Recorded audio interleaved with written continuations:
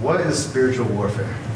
Spiritual warfare is really the engagement with the spirit realm, these principalities and powers that the Apostle Paul wrote about. I mean, he made it very clear in Ephesians chapter 6. That's the letter that he wrote to the church at Ephesus, which is in Turkey, where he said, we wrestle not against flesh and blood. His point is, we're not wrestling against or contending with human opponents, even though we may see people of a different political party or a different lifestyle choice or a different skin color as the enemy.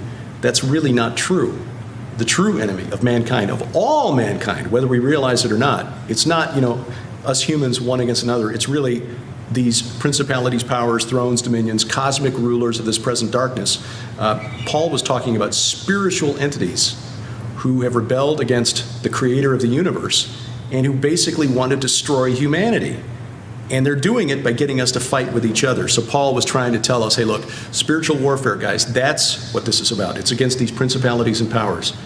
And it begins, for Christians, on our knees. It's hard because as humans, especially as men, we see a problem, we want to fix it. But we're operating in the natural realm, We've got our natural senses, we see a problem, we want to, and oftentimes that means fixing the person we disagree with. But that's not it. The enemy already wins if we already approach that other person with hatred. If we as Christians want to fulfill the one job Jesus gave us, which is to make disciples of all nations, we have to quit making ourselves a stumbling block between the people who don't know Jesus and him. What specifically are the principalities and powers that Paul speaks about? The principalities and powers that Paul wrote about fall into a couple of different categories. I guess the easiest way to describe them would be fallen angels and demons. The difference between fallen angels and demons is a simple one. Fallen angels can manifest corporeally. We read in the Bible a number of times where angels interact with humans and do physical things. They eat a meal with Abraham. They eat a meal with Gideon. They fight with the citizens of Sodom and things like that. Angels can appear in physical form. They can actually do physical things too, because we read in Genesis chapter 6 about the angels who saw that the human women were fair and chose wives, or perhaps just took wives. Demons, on the other hand, are totally spirit. They need to inhabit a physical body in order to interact with us in the physical plane.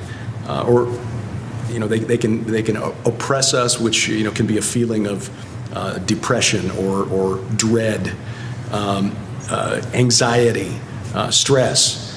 In the worst form, most intense form, demonic possession is where they actually overwhelm and take over a human. It's probably not as spectacular as what we see in the films, but there are cases where it does.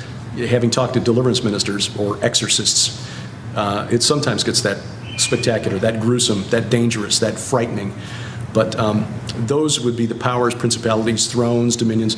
The way Paul writes about them, there's got to be some kind of a hierarchy there, because those are terms that could also be applied to human figures of authority. But in the context that he wrote, it's pretty clear he's talking about inhuman entities. Absolutely. Spiritual forces, cosmic forces. We normally don't perceive them as humans, and it's probably best that we don't. In fact, God made it pretty clear to Moses that he didn't want humans trying to contact the spirit realm. Do not consult mediums. Do not talk to necromancers, because we as humans are not prepared for the interaction.